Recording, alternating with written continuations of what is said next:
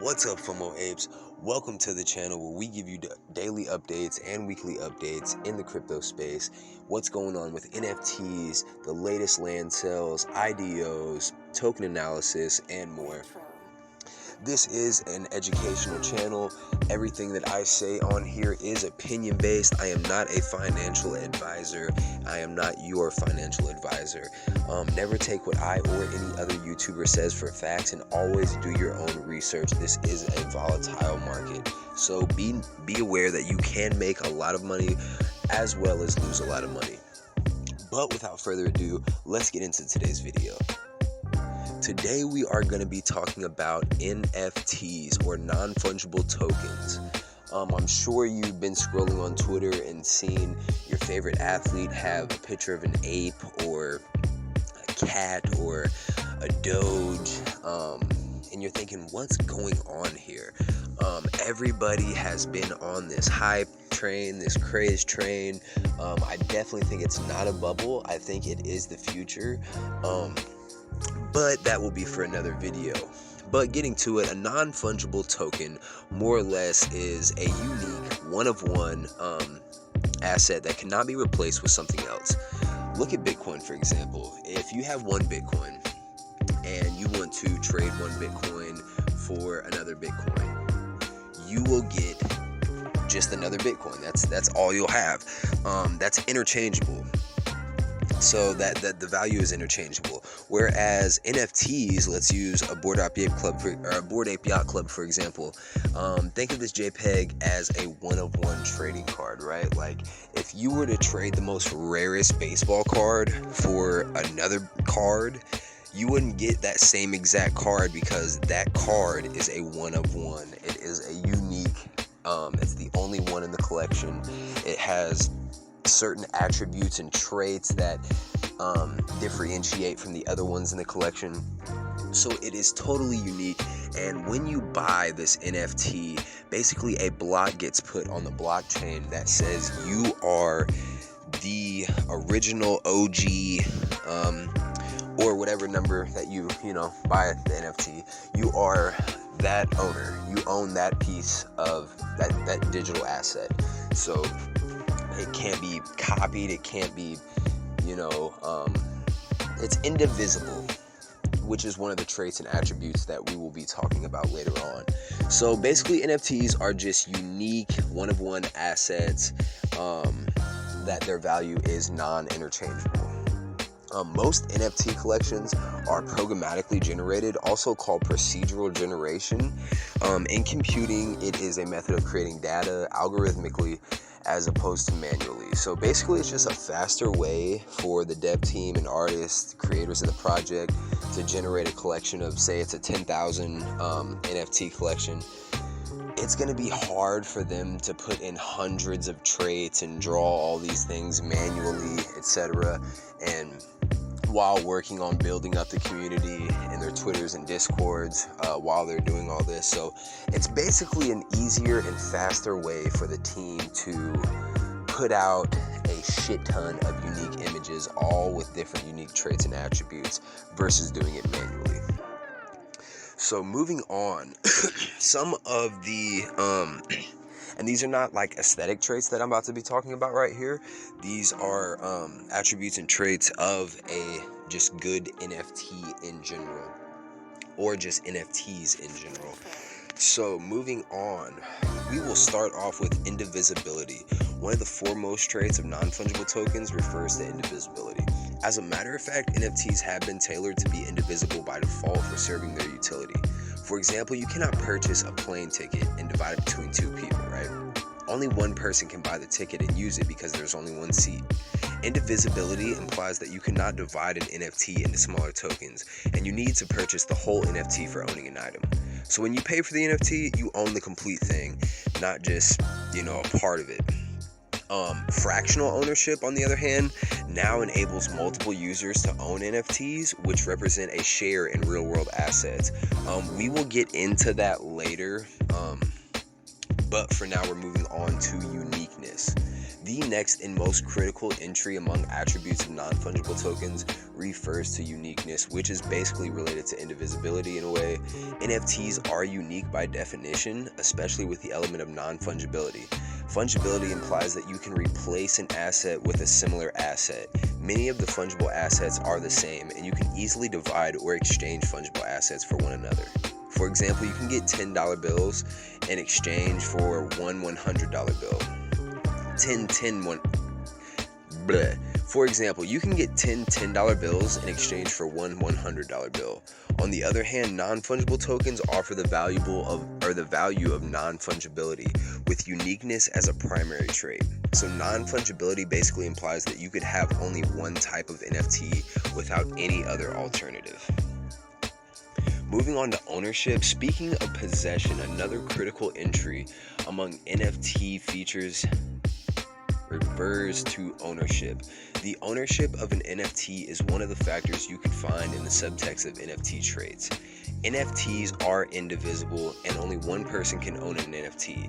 At the same time, NFTs are unique and under the ownership of a single user. However, you should also take the factors of rights to usage and right to ownership when discussing NFT attributes. It is also possible that the NFT creators could offer multiple tokens as a representation of a single NFT, referred to as a digitally native NFT. Another possible cause of ownership attribute in NFTs refers to the allocation of NFT metadata. NFT metadata allows NFT holders to use them without actually having the ownership rights to them. Authenticity is the most important trait of non-fungible tokens, which has gained profound attention in recent times. Non-fungible tokens provides representation for real-world assets, and it is important to have authentic NFTs. By definition, authenticity is an important addition among NFT characteristics, which ensures the uniqueness of NFTs. I do want to say that aesthetic traits are a key factor in deciding on if the project is going to be, like, if you found a project that you think there's enough hype, there's enough, community behind it, the artwork looks great, you're gonna want to look at the artwork with a more closer eye and maybe keep in mind the trends that are going on. Is pixelated projects really booming right now? Are anime projects really booming right now? Are fractionalization projects really booming right now? Try to do your own research always and see what trends are going on in the market right now. Once you find the trend, and you find a good project that you like, look at the artwork and try to snipe out some characteristics, some attributes, some traits of the artwork that might be more valuable when the initial mint happens. Because you'll see in certain projects, when everything gets minted out, the floor gets swept, they're all sold out, everything goes to the secondary, you'll see the NFTs, the JPEGs that have, more rare, super rare, legendary traits, do much better than just the commons and uncommons, etc. So always try to snipe out rare attributes if you can. It's hard to do, but you definitely will be rewarded by doing so. So keep that in mind. Moving on, when you find or when you're looking for NFT projects that are going to be potential gainers for you, you're gonna want to look out for perks, right? What utility, what use cases does this project say that they are going to reward you with? What are they gonna be doing in their roadmap? Always check out the whitelist spots, things of that nature. Is it a play to earn game? Are there gonna be, mystery NFTs being dropped, airdropped NFTs? Some are no gas, some are, they make you pay the gas fee, and you can mint an airdrop NFT for being, an early believer in the project. Do they offer early access to future projects? Is it a fractionalization amongst holders, like with Cool Cats or Port Ape Yacht Club, etc.? Do they provide alpha groups and discords, guaranteed collaborative whitelist spots for the future? All these things are things that you need to be looking out for in a project.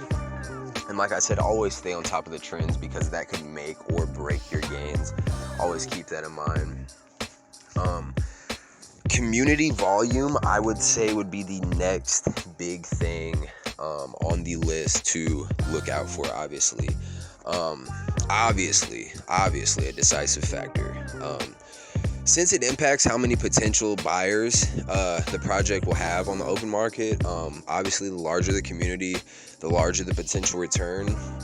So Twitter and Discord remain solid factors in this decision, right? You can generally get a sense of how large a collection might be just by determining the amount of followers a collection has inside these platforms.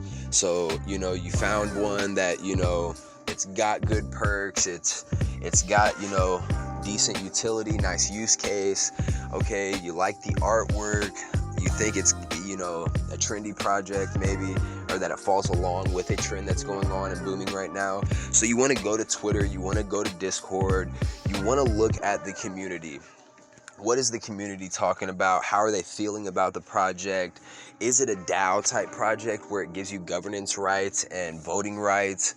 All these things are something to be looking at and to be mindful about, because they do matter. They definitely do matter. But yeah, just go to Twitter, go to Discord, check out what the community is talking about, see how many people are searching for the project. Like I said, man, fucking Dior, do your own research. Another thing is provenance. Provenance was related to the origins of the NFT project itself. You as an NFT buyer should always do your own research on the creator of the project, as well as artists and dev teams. Are the creators, the artists, the dev teams, are they already established in their niche with followings? Like, is the creator or is the artist somebody who was, did past work for DC or Marvel? Have they done, other works? Are they a painter that has 500,000 followers before they drop the NFT collection? Obviously those things are going to impact the overall value and boost of community in the project. So provenance is a big thing. Is it brand backed? Like Dapper Labs, Animoco, all those. Do they have the capital and the funds to be putting into the project to make it to what they say they're going to? Are they completing promises on the roadmaps, right? All those things take into consideration before jumping into the market. Actually, speaking of the market, you are gonna want to also do some token analysis on, if it's an Ethereum based blockchain NFT project, or Solana, or a Cardano project. You are going to want to see how Ethereum is doing. What's the sentiment of the market? Go to Dune Analytics, see if OpenSea volume has been rising, or if, just take into consideration what the market's doing, because there's a lot of times that people go liquid and, they pump tokens, but they're out of the NFT space for, a small period of time, and you can be left stagnant thinking that something was going to go, but the market instead,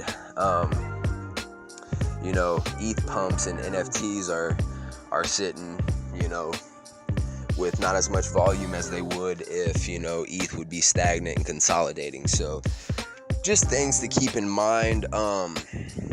Always do your own research. Always be aware that this is a very volatile market. A lot of NFT projects are not going to be around, or they're going to zero, okay? I have several that when I first started didn't do nothing, and then I have had several that have pumped viciously hard and made me a lot of money. So just a couple tools that help me as I learned and progressed in the space, Rarity Tools, once a project releases, if they are verified by Rarity Tools, you can see how rare the NFT that you bought is, or certain traits and attributes that are more valuable than others. Nansen.ai, extremely valuable. Snipe big wallet buys, snipe unique wallets, see what they're buying, the top 1,000, top 100, top 50. You could track Cyberkong wallets, a lot of big brand, Neo Tokyo, certain wallets in that space. So it is a paid service, but it pays for itself. If you know what you're doing. Doing analytics is a good sentiment market analysis tool, just to get an overview of what's going on in the space. And you can also get Ninja alerts for real-time wallet tracking, AI technology. So just a couple tips and tricks. If you like this video, make sure to give it a like and a thumbs up. Make sure to subscribe if you're fucking with me. I appreciate you guys. Until next time, Abe Gang.